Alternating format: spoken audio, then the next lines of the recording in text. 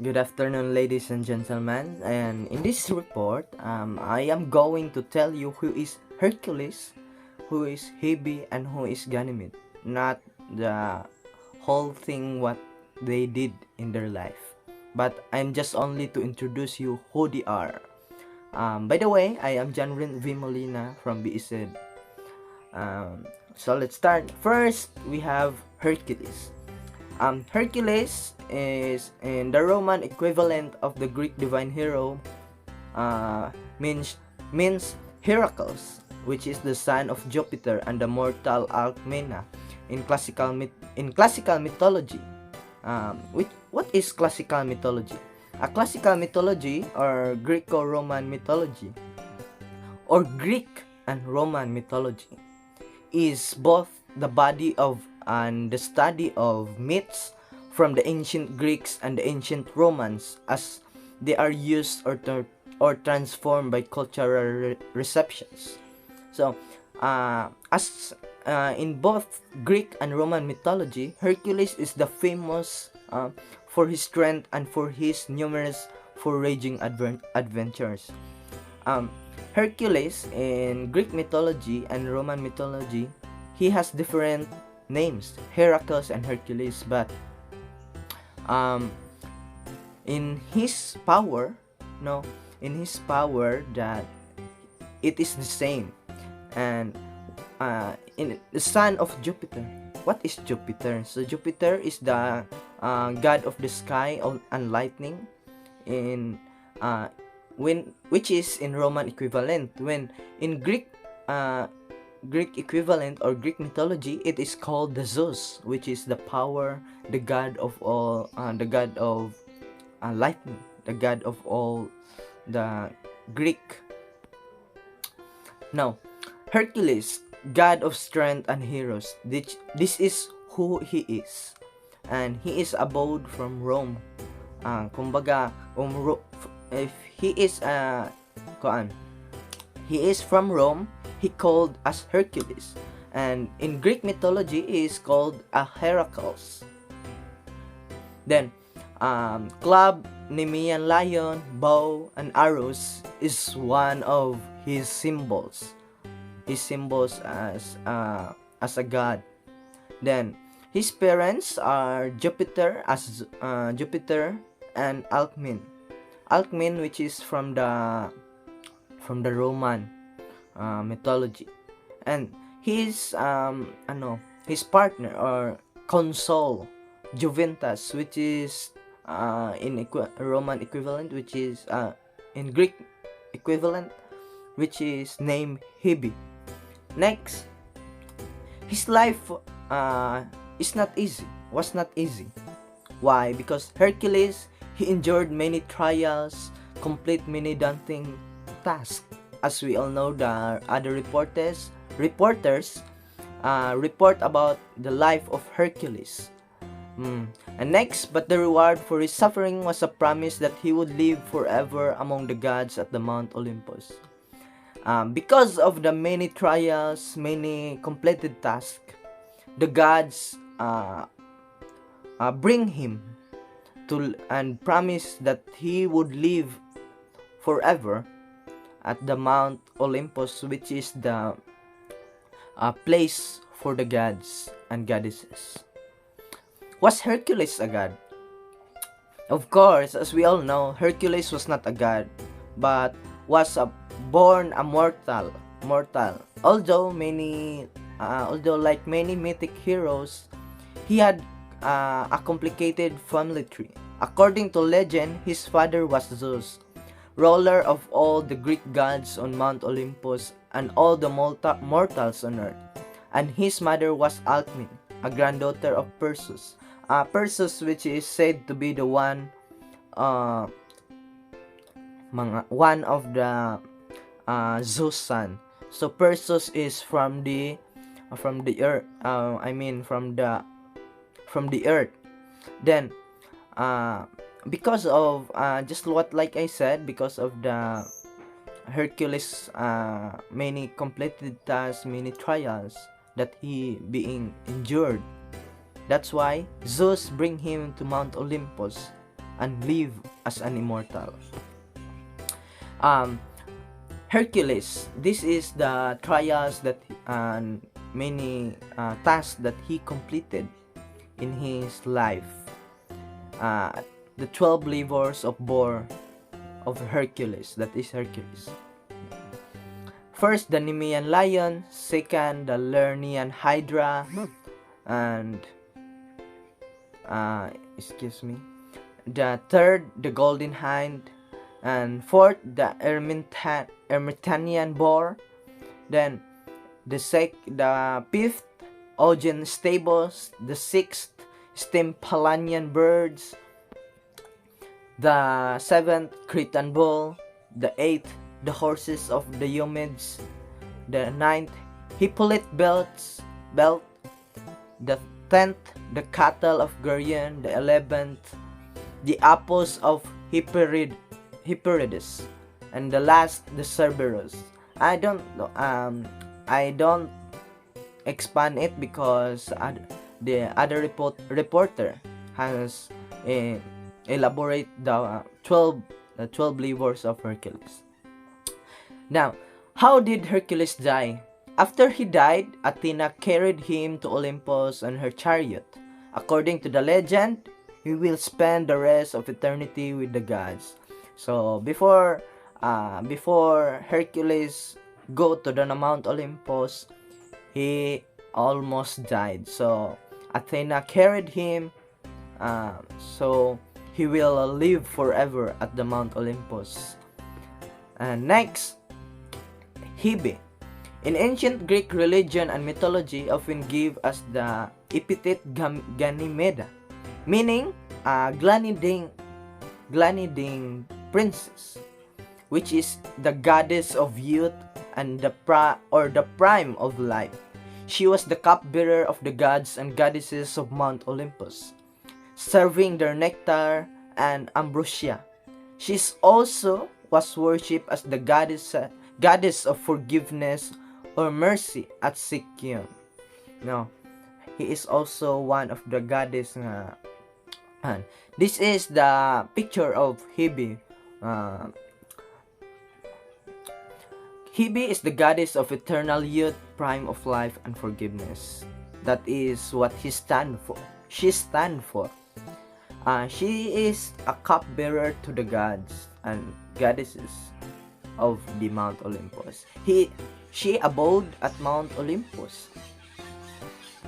Her symbol is our wine cup.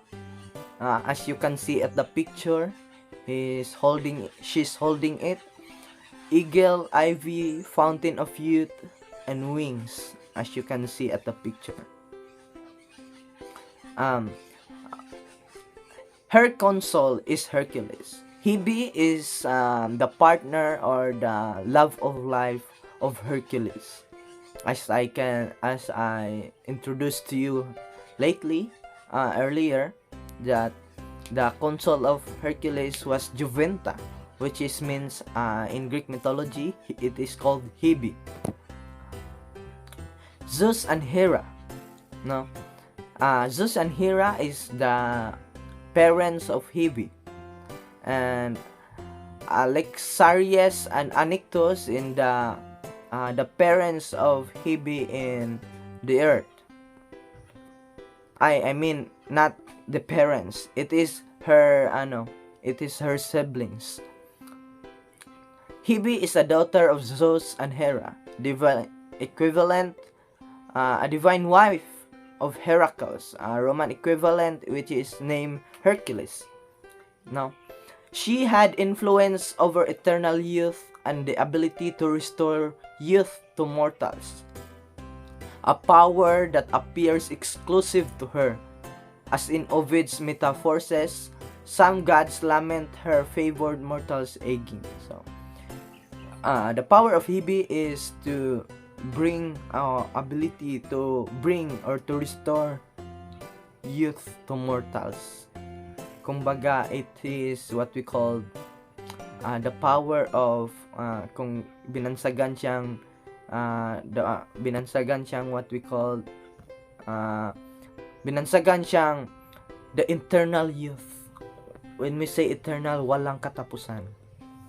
Next, did Hercules love Hebe? Despite the fact that Hera wasn't pleased when the pair got together, so this is it. The goddess Hera was being against of their love affair. Hebe and Hercules had a great marriage, and the two had children once. Once Hebe left the Mount Olympus, Zeus found someone else, the beautiful youth Ganymede, to be the cupbearer of the gods. So because of the against of Hera of their love affair of Hercules, Hebe left to the Mount Olympus, and so that's he left being as a cup bearer to the gods and goddesses of Mount Olympus. Then, because of that, Zeus found someone else, the beautiful youth, which is Ganymede. Ganymede, we talk to him later. Hebe is the goddess of forgiveness. Why we call Hebe is the goddess of forgiveness? Hebe was worshipped as a goddess of pardons or forgiveness. Freed prisoners would hang their chains in the sacred grove over sanctuary at Philius. So she called as the goddess of forgiveness because people believe that she will the one to forgive the sins and to lighten their selves from the prisoners, no? Then so when we talk about Ganymede, the new cupbearer of Olympus, as Hebe left in the Mount Olympus, Ganymede is a divine hero whose homeland was Troy. Ganymede is not totally a god or neither a goddess. Homer describes Ganymede as the most beautiful of mortals and tells the story of how he was abducted by the gods to serve the Zeus cupbearer in Olympus. That's why Ganymede became the cupbearer of the gods at the Olympus, because of his beautiful youth, because of this appearance characteristic. Ganymede abode at Mount Olympus, but his true land is in the Troy. He is the son of Tros, the king of Troy, and her mother, Calero, or the Acalyaris. Ganymede is the god of homosexual love and desire. That is what we call he is what he is. The sign of Ganymede is an eagle. I forgot to put in the PowerPoint. He was a divine hero whose homeland was Troy and was the most beautiful of mortals. This is it. Ganymede was usually depicted as a muscular young man, although Greek and Roman sculpture typically depicted his psyche as less developed than athletes. That's why Ganymede, as you confuse, it was very confusing, no? It's because he was described as he, not she, but called was the most beautiful of mortals because kumbaga it is a young man, muscular young man, but kung sa panahon natin ngayon, it is very flawless, just like that, very flawless, looks like a lady, beautiful, most beautiful of the mortals, no? Kumbaga, kung walang makakatapat kahit babae pa yan. That's why he is bring Zeus, or naaakit niya si Zeus and bring as the cupbearer to the Mount Olympus. According to Greek mythology, Ganymede was exceedingly handsome, aristocratic young Trojan, abducted by Zeus to become his cupbearer. No, that's why I told you that he is being abducted by Zeus to go to the Mount Olympus and kung bagagi siya gidala. Transforming himself into an eagle, the mighty thunderer swooped to earth and carried off the boy to Mount Olympus, where his services were rewarded by immortality. That's it. Kumbaga, those Ganymede was transformed into an eagle and carried to the Mount Olympus, and served as the cupbearer into the gods and goddesses, and also the cupbearer to Zeus. Because of his services, he rewarded an immortality and lived in the Mount Olympus. That's the life of Ganymede. Although Zeus is well known for his multiple affairs, Ganymede is a unique case. There are not many among Zeus' lovers who were chosen to live on Olympus amongst the immortals. In fact, according to Xenophon's Symposium, Ganymede was the only one of Zeus' lovers to be ever granted of immortality. So, Ganymede was the special one among the lovers, among the love affairs of Zeus. Even if from the immortals, he was the one na ever granted by immortality. Even though I don't know, maybe Zeus is a boy and Ganymede is a boy, but they have love affairs. Maybe sa nakaraan meron na talaga yung kumbaga tinatawag nating bisexual, ganyan. Siguro that's why people nowadays they love both gender, just like that.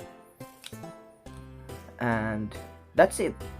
Zeus grant Ganymede the immortality to live at the Mount Olympus. And that's all, everyone. Thank you and goodbye. This is the report of Hercules, HEBE, and Ganymede. God bless.